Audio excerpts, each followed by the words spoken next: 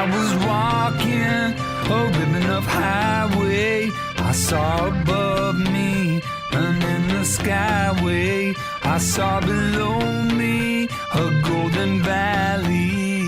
Yeah, this land was made for you. Chris Biddle here for In the Sticks. I'm here at the Quincy Bog. We're walking the perimeter around it. Me and three hangers-oners back there. It was 7 degrees this morning.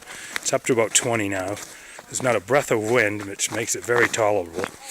We've been out here for about an hour now and coming down to the home stretch. So I'm going to turn the camera around and give you a look of the bog and the bridge network. And we got about 9 inches of snow, as you saw in the previous report the other night up here. And now it's a very popular trail, even in 9 inches of snow.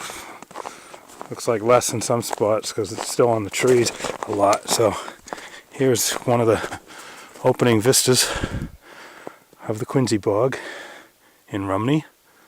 And pretty much that's the whole perimeter. We're almost back to the parking lot now.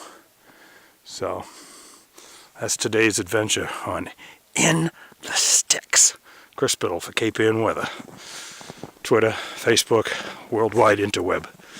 See you next time. Bye-bye.